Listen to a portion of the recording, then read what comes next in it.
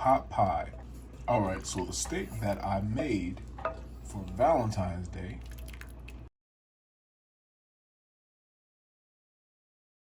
there was some remaining. So I said, got some carrots in the fridge, celery, some potatoes, some onion. I'm going to make pot pie. Seasoned it with kosher salt, garlic powder, a little bit of thyme, and a little bit of Mrs. Dash sodium-free chicken seasoning. Let me add my potatoes real quick before you make your dough.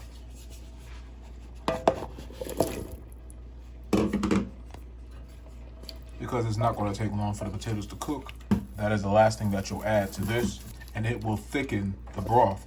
So you see, my friend, be resourceful, take what you've got, make something wonderful out of it. No food wasted. And it's a meal that is hearty. You get your protein, you get your veggie, you get your starch. It's a wonderfully flavor-packed meal. Look at that. Make the most of your meals. Do something with it. Don't waste your food. And just in case your broth isn't thick enough, that's where you do this. Take some of the broth. Let's get a little more of that in there. Get a little more broth. Add about a tablespoon of cornstarch or flour.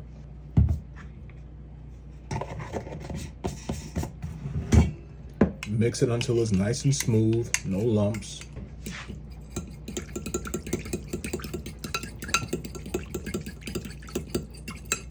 And this process is called tempering. And I'll show you what you'll do with this afterward. Let's add another tablespoon of the cornstarch. And you do this because you don't want to have lumps of cornstarch or flour within your stock. So you take some of your stock, take some out, put it in a separate bowl, add your cornstarch or flour, and this helps to thicken your broth. You will simply add this little by little, slowly. This will help your stock, which is your broth, to be thicker, which will be perfect for your pot pie. Add a little bit more.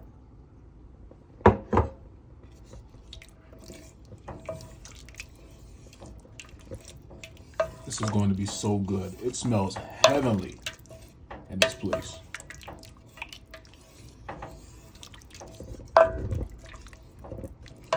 Let's add the last bit of that.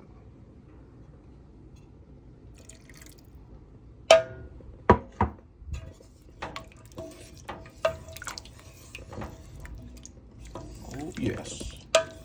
Yeah, buddy. This is going to be good. And as you can see, it's starting to thicken already. And there's no white lumps within your stock. Now we're going to let this simmer for a little bit, and as it's cooking, it will thicken. That's how you thicken your stock or your broth. It's called tempering. The potatoes are not yet done. Cover it up, and I'll show you what we did. As you can see, our stock has thickened very nicely, and it is just the consistency that you need for it to be for a pot pie. The beef is broken up nice and the potatoes are perfectly done. You want for your potatoes to keep their form and shape. If you overcook them, it will be very mushy. Although some of the starch has been let out into the stock and helped as a thickening agent for the stock, you don't want them to break up. You want them to remain whole. Nothing better than biting into a pot pie with chunks of potatoes in it, not potato bits or mashed potatoes. As soon as the potatoes are done, turn your pot off. Now let's go ahead and make our dough. I have here 2 sticks of softened, unsalted butter.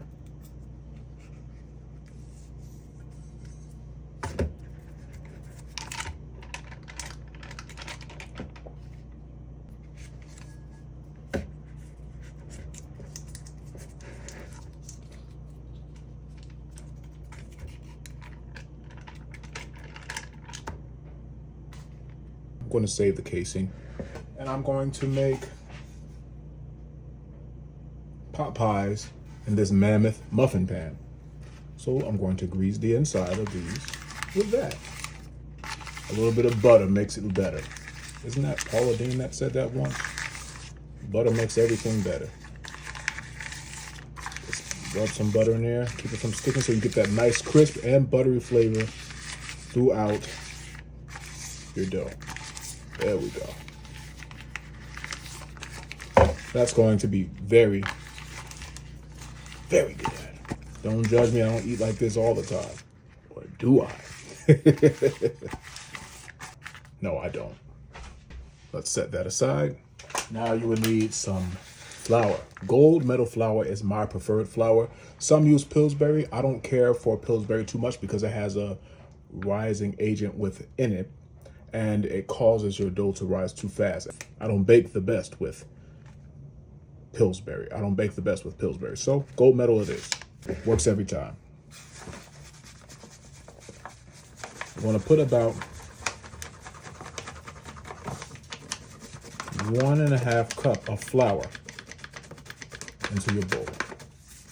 Sprinkle just a splash of salt, not a lot. Sprinkle a little bit of baking powder in there.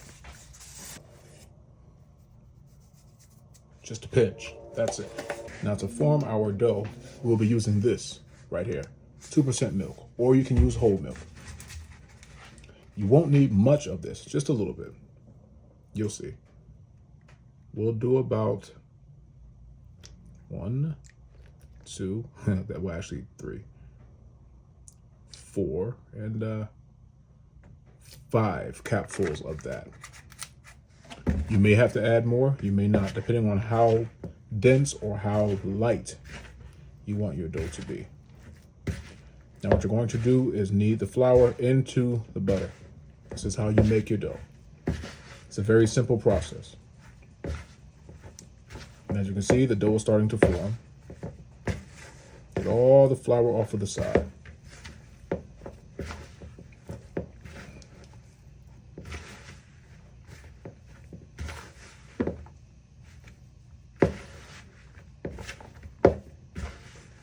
Some don't like making dough. I actually love it. I love making dough.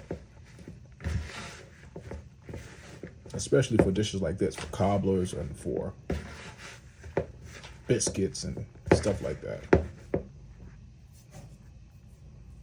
Get the dough off the fingers. And sometimes you have to add a little more flour.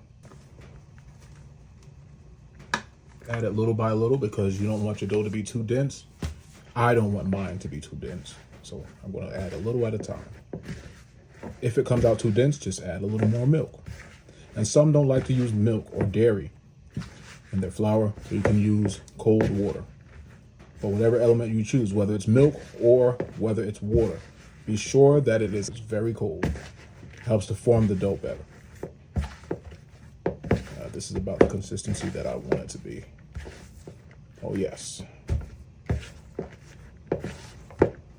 This is the consistency that I want for my pot pie. There you go. And all the flour. So you see, my friend, making dough is not hard. All the flour.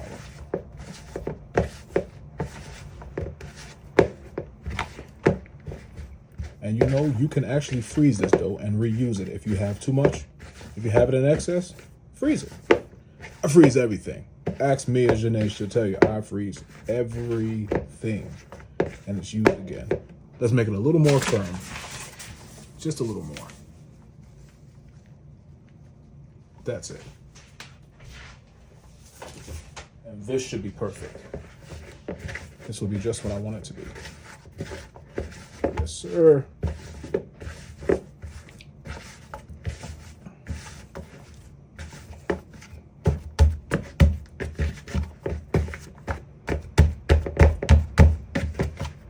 This is called kneading your dough. K-N-E-A-D-I-N-G. Kneading. This is how you knead your dough. That's perfect. That's exactly what I want. Now, because I don't want a big mess to clean up, I'm using this right here, aluminum foil. Oh yes.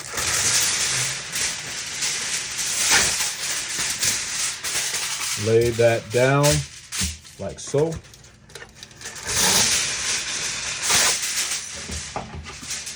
There we go. Lay some flour down. Dust the bottom with flour. Just like this.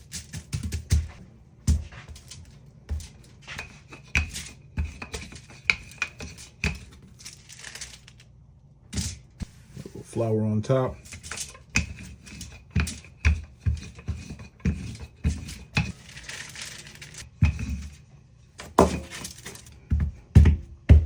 So now let's start. We have enough dough for our pot pies. Now what we're going to do is start forming the dough into our muffin pan. I need to invest in a biscuit cutter. I don't have one, but we're going to improvise and use what we've got. It's not going to be a perfect circle. It's going to be a Chef DJ circle. All right. We're going to form this into the baking pan, just like so. Doesn't have to be perfect. You'll fit it to the inside of that pan. Get it in there.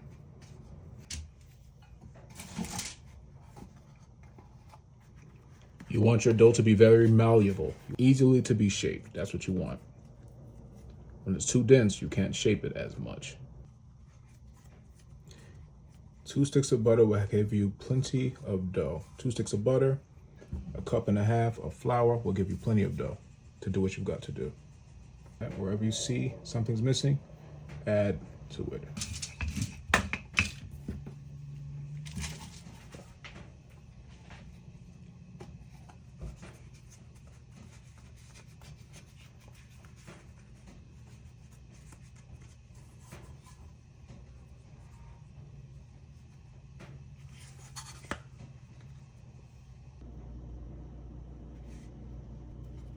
Now that we have filled our muffin pan, now let's put the contents of our pot pie into this.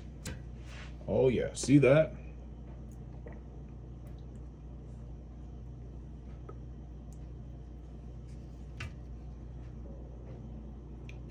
Mind you, this is the same steak that you saw me cook for Valentine's Day, being turned into a pot pie.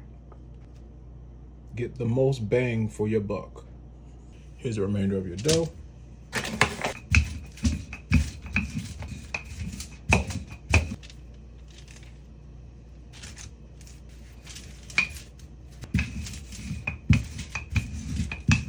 Oh no!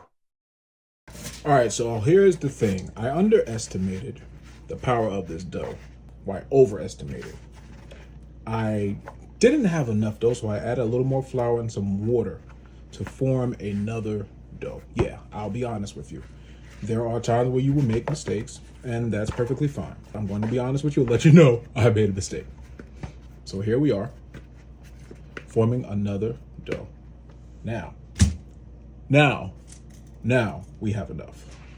There's still butter in the contents, but I added some water and a little flour. Now we're going to make this stretch. This, I believe, will stretch. I don't want to be overconfident, and I have to come back and show you. Just like I show you how to prepare it, I have to tell you, listen, I underestimated. Cooking is all about owning up to it and improvising and doing what you have to do to make it work. The goal is to cook the dish. A little more flour as we did before.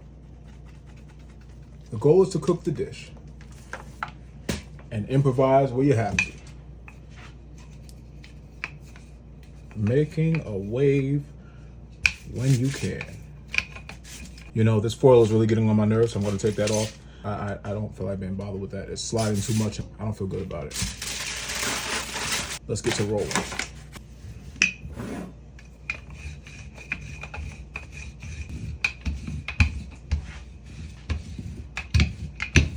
be sometimes in the kitchen where you will make mistakes. That is a part of cooking. This dough is a little more dense than the last one. It's almost like a pizza dough, if you will. But we're going to make it work because I'm just hungry and we're going to make some pot pie. You see the elasticity on that? It's more like a pizza dough. But it's good dough nonetheless. What we'll do to brown the top of this is we'll sprinkle a little bit of milk on top. I'm going to make this thin because the dough is a little, my rolling pin is trying to act a little crazy, and I want you to catch all this because this stuff happens on film. I have another rolling pin. There we go. But this does happen. I want to show you that everything is not perfect in the kitchen. Things happen. You have to improvise and do what you got to do. There we go. Some people have the idea that all cooks have perfect meals that come together with no issue. No, you have issues. They happen. They happen. Perfect. Perfect. We can cover the whole pan with this one sheet.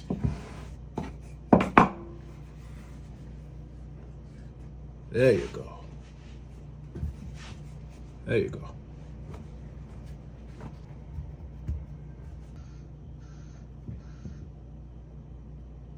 The guy outside is messing up my video. I'm trying to show you guys something. He's making all this noise with his truck. I've got a job to do as well. I've got a job to show you how to make this pot pie and to make it work. We want to make it picture perfect. Is this perfect? Okay. In the real world, it doesn't always happen like that in the kitchen. You have to improvise. You have to be smart. You have to think quick. Just simply pinch around the edges. See that?